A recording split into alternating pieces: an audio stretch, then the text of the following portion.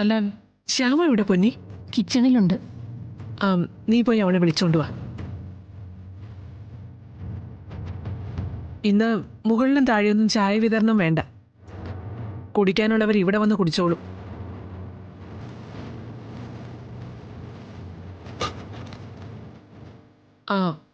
പിന്നെ പൊന്നി, ആ ഒരു ചായയും കൂടി വേണേ. പപ്പിമോള് ചായ കുടിക്കുന്നില്ല സത്യാമ്മേ. ഗസ്റ്റ് ആരെങ്കിലും ഉണ്ടോ? അതെന്തിനാ നീ അറിയുന്നത്? പറയുന്ന പണിയങ്ങ് ചെയ്താൽ മതി.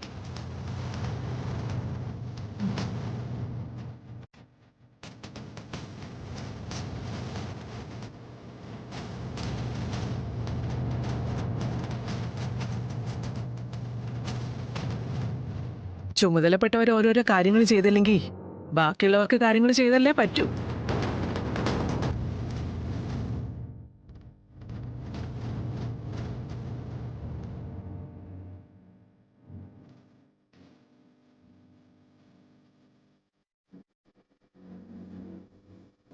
വിഷ്ണു, ആ അവളെവിടെ? കാർത്തിക മുകളിലുണ്ട്.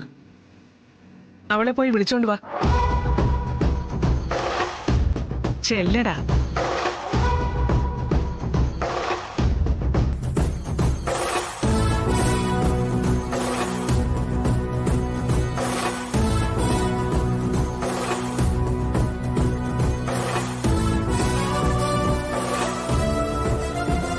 സത്യമ്മ എന്നെ വിളിച്ചോ? നീ ഇരിക്കെ. രോഹിത് സ്ഥലത്തില്ലാത്ത സ്ഥിതിക്ക് നീ കൂടി ഇവിടെ ഉണ്ടാവണം. അല്ല ഭാമേ, കുറച്ചു മുമ്പ് നീ എന്തോ ഒന്ന് പറയുന്നത് കേട്ടല്ലോ. ചുമതലപ്പെട്ടവർ ഓരോ കാര്യങ്ങൾ ചെയ്തില്ലെങ്കിൽ നിനക്കത് ചെയ്തേ പറ്റൂന്നോ മറ്റോ? ഇപ്പോ നിനക്കിവിടെ രണ്ടു മരുമക്കളാണല്ലോ. ഒരാള് എപ്പോ നോക്കിയാലും അടുക്കളയിൽ, മറ്റേയാള് മുകളിലത്തെ മുറിയിൽ അടച്ചിരിപ്പും. ഇതാണോ ഭാമേ ഒരു വീടിന്റെ ചിട്ട?